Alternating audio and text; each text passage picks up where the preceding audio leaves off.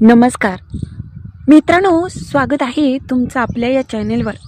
माझं नाव अंकित आहे. मी आता 30 वर्षांचा एक तरुण, पण अजून लग्न झालं नव्हतं. आम्ही शहराकडे राहायचो, पण प्रत्येक उन्हाळ्याच्या सुट्ट्यांमध्ये गावाकडे जायचो. खूप वर्ष गावी गेलो नव्हतो. गावी मामा मामी राहायचे. यावर्षी तसंच झालं. दरवेळेसारखं आम्ही गावाकडे उन्हाळ्याच्या सुट्टीत गेलो की मामाच्या शेतामध्ये विहीर आहे. तिथे गावातली सगळी तरुण मुलं पोहायला यायची. एक दिवशी दुपारच्या वेळी घरात खूपच गरम होत होतं, म्हणून मी तिकडे गेलो. विहिरीवरती कोणच नव्हतं, मी एकटाच होतो. त्याच वेळेस बाजूला एक बाई कपडे धुवत होती. तिने मला पोहताना पाहिलं आणि मला म्हटली की मला थोडंसं विहिरीतलं पाणी काढून द्या. मी तिची मदत करू लागलो. हळूहळू तिच्यामध्ये आणि माझ्यामध्ये वेगळंच काहीसं घडत गेलं.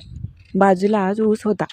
बोलता बोलता तिला मी तिकडे घेऊन गेलो आणि भर दुपारी त्या नवीन झालेल्या मैत्रिणीला कसा आनंद दिला आणि तिच्यासोबत काय करत राहिलो, ती सगळी कथा आज मी तुम्हाला सांगणार आहे.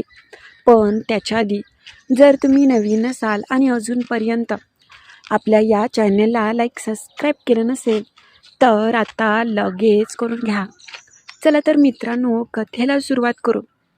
नमस्कार, माझं नाव अंकित आहे. मी आत्ता 30 वर्षांचा. आधीपेक्षा माझ्यात खूपच बदल झाले होते.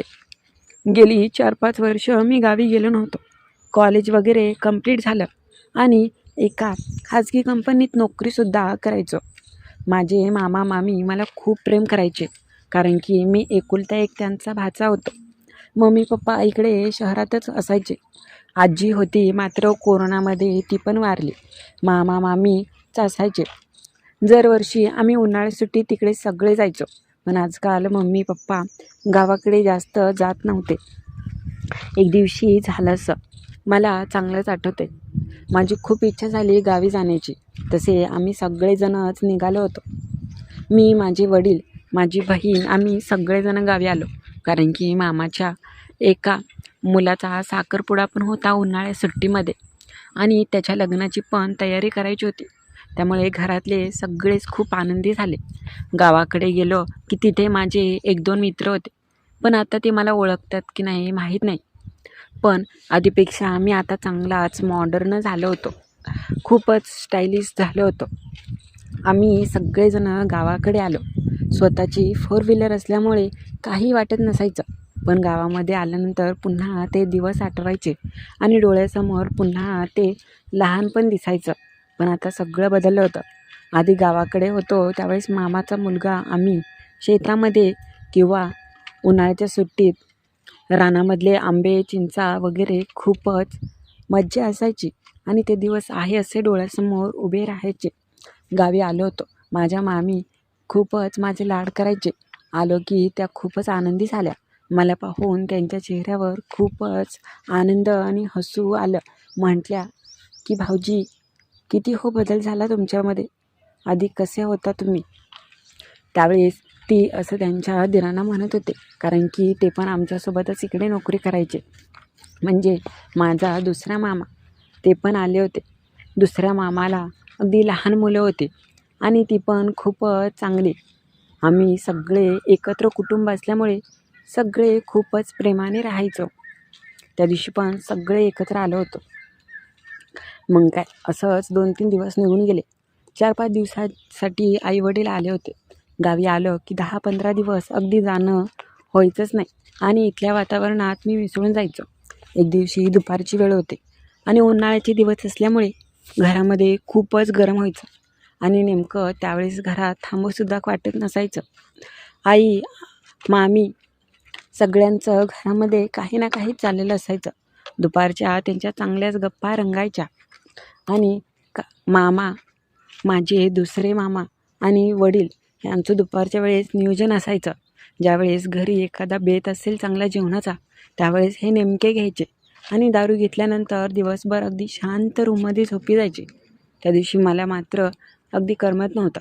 मी मग मामाचा मुलगा आहे संग्राम, त्याला म्हटलं की चल आपण दोघंजणं जाऊन विहिरीवरती पोहून येऊया. त्यावेळेस तो म्हटला की नको. त्याला तर आता एवढा काही इंटरेस्ट राहिला नव्हता. त्याचा साखरपुडा 2 दिवसावर आला होता. त्याला फक्त फोनवर बोलायला पाहिजे एवढंच. तो मोबाईलमध्येच व्यस्त होता. मी आल्यापासून तो मला कमी, पण फोनवरती त्याच्या होणाऱ्या बायकोला जास्त बोलत असायचा. मी मग जास्त लक्ष दिलं नाही आणि त्याला जास्त फोर्ससुद्धा केला नाही. मग मी म्हटलं की एकटा जाऊन येतो. तो म्हटला की बरं जा, कारण की दुपारच्या वेळेस गावातले खूपच तरुण मुलं तिथे पोहण्यासाठी येत असायचे. मी म्हटलं मी थोडाच एकटा असणार आहे, तिथे कोणी ना कोणी नक्कीच येईल. म्हणून मग मी निघालो. मी शेतामध्ये आलो तर खूपच शांतता दिसत होती. साधारणतः मी 2 ते 2:30 वाजता तिथे आलो होतो. आलो की शेतामध्ये विहिरीच्याच बाजूला एक झाड आहे आणि तिथे मोबाईल पाहत होतो. मोबाईल पाहता पाहता खूपच वेळ झाला. त्याच वेळेस एक गावामधली बाई, साधारणतः अगदी 30शीमधली असतील, हातामध्ये बकेट होतं आणि ती विहिरीवर आली. मला पाहून ती थोडीशी आश्चर्यचकित झाली आणि कुतूहलाने माझ्याकडे पाहू लागली. मी तसं जास्त लक्ष दिलं नाही. एकतर ती नवीन होती, त्यामुळे मी जास्त करून तिच्याकडे पाहिलं नाही. तिने बकेटमधलं पाणी काढलं आणि विहिरीत पाहू लागली. पाणी तसं विहिरीमध्ये होतं. तिने सोबत एक घागरसुद्धा आणली होती. ती विहिरीच्या पायरीवरून खाली चढून घागरीने पाणी वर काढलं आणि तिथेच बाजूला कपडे दगडावरती ठेवून ती धुवू लागली. ती बसली होती, मात्र साडीमध्ये खूपच सुंदर आणि खूपच देखणी दिसत होती. मोबाईल पाहून आता खूप कंटाळा आला होता आणि घामाने पण सगळं अंग आणि कपडे ओलेचिंब होऊ लागले होते. आता माझी पोहण्याची खूपच दाट इच्छा झाली, पण लाज पण वाटत होती. पण मी विचार नाही केला. आता मी ज्या गोष्टीसाठी आलो आहे ते तर करावीच लागणार होती. खूप दिवसांची इच्छा होती, आज मात्र पूर्ण करावीच लागणार. म्हणून मग मी माझे कपडे काढले आणि बाजूच्याच असलेल्या एका कोरड्या जागेवरती ठेवलं. मोबाईल पण व्यवस्थित ठेवला आणि मोबाईल तिथे ठेवून लगेच मी विहिरीत उतरलो. पोहण्याचा तसा मला खूप वर्षांपूर्वीचा एक्सपिरियन्स होता, पण इतक्या दिवसातनं थोडीशी भीती पण वाटायची. हळूहळू मी विहिरीच्या पाण्यात उतरलो. पाणी खूपच स्वच्छ आणि अगदी थंड होतं. सुरुवातीला अंगावर शहारे आले, मात्र नंतर मी पोहू लागलो. अचानक माझी नजर बाजूलाच कपडे धुत असणाऱ्या आता बाईवर गेली. ती मलाच पाहत होती. मी तिच्याकडे जास्त लक्ष देत नव्हतो, मात्र मी पोहू लागलो आणि आनंद घेऊ लागलो. तिची नजर माझ्याकडेच होती. मला थोडंसं वेगळंच वाटलं, जणू काही ती पहिल्यांदाच मला पाहत होती. मी अगदी गोरापान आणि शरीराने पण चांगला धनदाकट आणि पिळदार शरीराचा असल्यामुळे ती जणू काही मला निहाळत होती. जणू काही तिच्या मनात माझ्याविषयी एक वेगळंच आकर्षण निर्माण झालं होतं. हे मात्र मी लगेच ओळखलं. तिला माझ्यामध्ये काहीतरी वेगळंच आणि आकर्षक असं वाटलं होतं, त्यामुळेच ती एवढी निरखून मला पाहत होती. मी थोडा वेळ पोहलो आणि बाजूलाच येऊन पायरीवरती पुन्हा शॅम्पू आणि साबण लावू लागलो. त्याच वेळेस माझा साबण हातातून निसटला आणि विहिरीच्या पाण्यात गेला. साबण तर मला सापडतच नव्हता. आता म्हटलं की जाऊ दे, गेलेला साबण गेला. पाण्यामध्ये खूपच खोलवर गेला होता. मी तिथेच बसलो. त्याच वेळेस ती बाई पुन्हा आली घागर घेऊन. मात्र मी पाण्यामध्ये आंघोळ करत असताना तिच्या अंगावर पाणी थोडंसं उडलं. मी म्हटलं की सॉरी, चुकून झालं. ती म्हटली असू द्या. त्यावेळेस मी म्हटलं द्या घागर, मी तुम्हाला पाणी देतो. तिच्या हातामधली मी घागर घेतली आणि पाण्याने भरून तिच्याकडे दिले. त्यावेळेस तिला आणि तिचं सौंदर्य पाहून नकळत माझं मनातल्या भावनाच अगदी जागे झाल्या. असं का झालं होतं ते मला समजत नव्हतं, पण असं याच्या आधी कधी कोणत्याच व्यक्तीला पाहून झालं नाही. पण आज तिच्यामध्ये एवढं काही वेगळं आणि निराळं होतं. तिला पाहून माझं मन राहवलंच नाही. मी अगदीच वेगळाच धुंदी झालो. पण तिच्या समोर मी खूपच लाजलो आणि दुसरीकडे माझा चेहरा ओळवला, जेणेकरून तिला काही दिसू नये. पण तिला नक्की समजलं होतं की काय झालं ते. त्यावेळेस ती पाहून खूपच लाजली.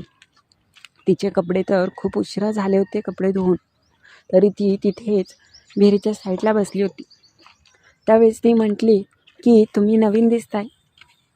मी म्हटलं हां, कुणाच्यात आलात तुम्ही असं तिने मला विचारलं आणि मी माझ्या मामालाचं नाव सांगितलं. होय, त्यांच्यात आलात का तुम्ही? मग असंच ओळख झाली. त्यावेळेस मी म्हटलं की हां. ती म्हटली अहो लवकर यायचं. लवकर आले की गावातली सगळी पोरं असतात तिथे पोहायला. पण त्यावेळेस कपडे धुता येत नाहीत, त्यामुळे मी आले नाही. आणि दुपारी 2-3च्या पुढे कोणीसुद्धा नसतं, त्यामुळे अगदी निवांत एकटी असल्यावर काही वाटत नाही. मी म्हटलं होय का, असंच बोलत होतो. त्यावेळेस ती म्हटली की तुम्ही राव खूपच देखणे दिसताय आणि शहरातले वाटता. मी म्हटलं हो, शहरातच राहतो मी, असंच बोलत होतो. बोलता बोलता मग तिने माझी खूपच स्तुती केली. मी लगेच समोरच्याचं मन ओळखतो की नक्की समोरच्याला काही पाहिजे. असाही मी तरुण होतो आणि मला कोणाची तरी गरजच होती. तिच्या मनात जे होतं मी स्पष्टपणे अगदीच लगे ओळखलं. मी तिला म्हटलं तुम्ही पण खूपच देखणे दिसताय, खूपच सुंदर दिसतं. हे ऐकून ती खूप आश्चर्यचकित झाली. त्यावेळेस ती मला म्हटली होय का, तुम्हीच म्हणताय, नाहीतर कोणीसुद्धा म्हणत नाही. मी म्हटलं हो, खरंच हो, खूपच आकर्षक वाटतं तुम्ही, खूपच बोलके डोळे आणि अगदी उठाव दिसता. असं म्हणताच तिने पदर व्यवस्थित केला आणि कपडे धुण्यासाठी साडी तिने थोडीशी वरती खवली होती, ती व्यवस्थित केली. त्याच्यामधून मी पाहायचं ते कधीच पाहून घेतलं होतं, त्यांचं सौंदर्य. बोलता बोलता मी तिला म्हटलं की मग अजून काय म्हणताय? ती म्हटली काही नाही, तुमच्याकडेच. मी म्हटलं की राव खूपच तुम्ही मला आवडलात. असं म्हणता ती म्हटली की मला पण तुम्ही खूप आवडला. आमचं हे इथपर्यंतच बोलणं झालं. त्यावेळेस मी म्हटलं मग काय म्हणताय अजून? ती मात्र लाजत होती. तिच्या तोंडून अगदी शब्द पण निघत नव्हते. कदाचित ही पहिलीच तिची वेळ असेल असं अनोळखी व्यक्तीसोबत बोलायची, पण तिच्या मनाची अवस्था तिच्या चेहऱ्यावर दिसत होती स्पष्ट. कदाचित तिला मीच पाहिजे असेल, मीच हवा असेल. मी तिला म्हटलं की तुमची इच्छा आहे का मग? ती म्हटली की हो. मग आपण करायचं का काय?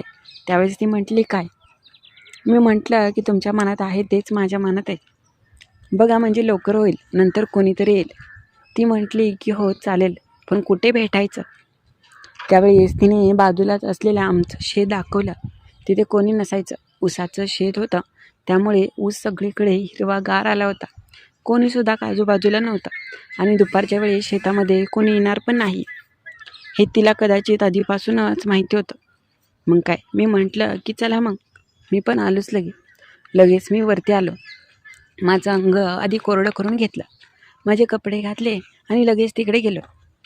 आज मात्र मला समजलं होतं की काहीतरी नक्कीच वेगळं आणि निराळं होणार आहे.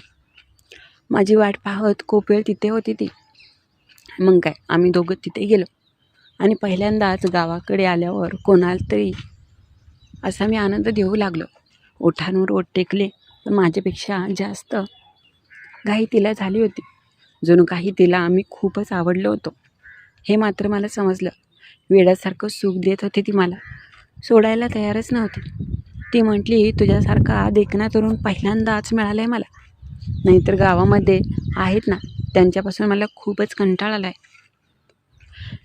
तुला ज्यावेळेस मी पहिल्यांदा पाहिलं तेव्हाच माझी इच्छा झाली होती, पण मी आता काय करणार, तुलाच डायरेक्ट पण म्हणू शकत नव्हते. त्याच्यावरून मला समजलं की हिने तर खूपच जणांसोबत आनंद घेतला आहे, पण मी सगळं विसरून तिच्यासोबत आनंद घेऊ लागलो.